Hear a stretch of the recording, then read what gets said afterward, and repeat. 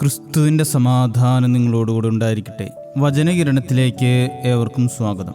ഹിമാലയ സാനുക്കളിലെ നിബിഡ വനങ്ങളിൽ ഒരു വേനൽക്കാലത്ത് കാട്ടുതീ പടർന്നു പിടിച്ചു. മരങ്ങൾ കത്തിയെരിഞ്ഞു, മൃഗങ്ങൾ ഭയന്നോടി, ആകാശം കറുത്ത പുകയാൽ നിറഞ്ഞു. ഈ മഹാദുരന്തം കണ്ട് ദേവലോകം പോലും സ്തബ്ധരായി. ദേവേന്ദ്രൻ തൻ്റെ രഥത്തിൽ മേഘങ്ങൾക്കിടയിലൂടെ സഞ്ചരിക്കുമ്പോൾ താഴെ കത്തിയെരിയുന്ന കാടും ഭയന്നോടുന്ന ജീവികളെയും കണ്ടു. അതിനിടയിൽ ഒരു കൊച്ചു കിളി ആ തീ കെടുത്താൻ ശ്രമിക്കുന്നത് ദേവേന്ദ്രന്റെ ശ്രദ്ധയിൽപ്പെട്ടു. അടുത്തുള്ള പുഴയിൽ നിന്ന് കൊക്കിൽ ഒരു തുള്ളി വെള്ളം കൊണ്ടുവന്ന് അത് തീയിലേക്ക് ഒഴിക്കുന്നു. വീണ്ടും പറന്നുപോയി ഒരു തുള്ളി വെള്ളവുമായി തിരികെ വരുന്നു. ഈ കാഴ്ച ദേവേന്ദ്രനെ വല്ലാതെ ചിരിപ്പിച്ചു. ദേവേന്ദ്രൻ തന്റെ ഇരിപ്പിടത്തിൽ നിന്ന് താഴേക്ക് നോക്കി ആ കിളിയെ പരിഹസിച്ചു. അല്ലയോ കൊച്ചു പക്ഷി, നീ എന്താണ് ഈ കാണിക്കുന്നത്? നിന്റെ കൊക്കിലെ ഒരു തുള്ളി വെള്ളം കൊണ്ട് ഈ മഹാ അഗ്നിയെ അണയ്ക്കാൻ കഴിയുമെന്ന് നീ കരുതുന്നുണ്ടോ? ഇത് നിന്റെ വെറും ഭോഷ്കാണ്, വെറുതെ സമയം കളയല്ലേ. ദേവേന്ദ്രന്റെ പരിഹാസം വകവയ്ക്കാതെ ആ കൊച്ചുകിളി ഇങ്ങനെ മറുപടി പറഞ്ഞു. ഒരു നിമിഷം കൊണ്ട് മഴ പെയ്യിച്ച് ഈ തീ അണയ്ക്കാൻ കഴിയുന്ന അങ്ങ് വെറുതെ ഇരിക്കുമ്പോൾ എനിക്ക് കഴിയുന്ന ഒരു തുള്ളി പോലും ചെയ്യാതിരിക്കുന്നത് എങ്ങനെ ന്യായമാണ്? കിളിയുടെ ഈ വാക്കുകൾ ദേവേന്ദ്രനെ ഞെട്ടിച്ചു. സ്വന്തം നിസ്സാരതയെക്കുറിച്ച് അദ്ദേഹം ലജ്ജിച്ചു. ഒരു കൊച്ചു കിളിയിൽ കണ്ട ആ ദൃഢനിശ്ചയം, തന്റെ ശക്തിയും അധികാരവും ഉണ്ടായിരുന്നിട്ടും നിസ്സംഗനായി നിന്ന ദേവേന്ദ്രന്റെ കണ്ണു തുറപ്പിച്ചു. ആ നിമിഷം ദേവേന്ദ്രൻ മഴയുടെ ദേവന്മാരോട് കനത്ത മഴ പെയ്യിക്കാൻ ആജ്ഞാപിച്ചു. അധികം വൈകാതെ കത്തിയെരിയുന്ന കാടിന്മേൽ പേമാരി പെയ്യാൻ തുടങ്ങി. കാട്ടുതീ അണഞ്ഞു.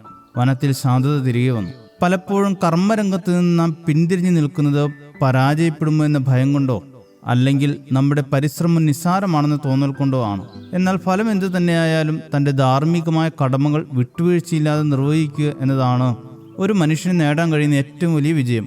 ഭൗതികമായ നേട്ടങ്ങളെക്കാൾ എത്രയോ മുകളിലാണ് തളരാത്ത ആത്മാഭിമാനത്തോടെയുള്ള പോരാട്ടം.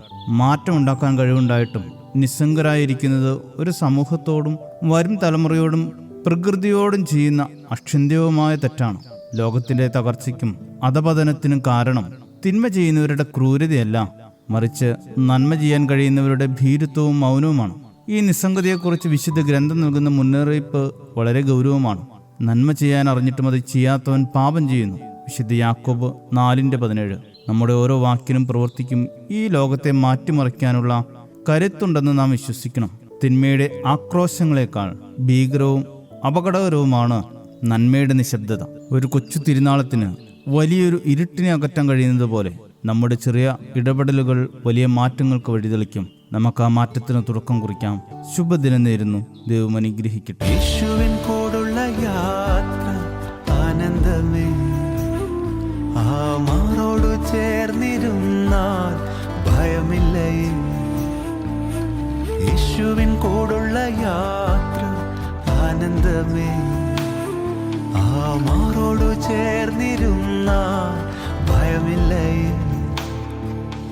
അൻപേറുന്ന കൈകളാൽ അത്ഭുതമായി നടത്തിടും, മാധുര്യമേറും മൊഴികളാൽ തൻ സ്നേഹമെന്നോട് പങ്കുവയ്ക്കും. ഒറ്റയ്ക്കു വിടുകയില്ല, മടുത്തു മാറുകയില്ല. ഒറ്റയ്ക്കു വിടുകയില്ല, മടുത്തു മാറുകയില്ല. അന്ത്യം വരെ ആ ചുടുമതി. യേശു എൻ്റെ കൂടെ മതി.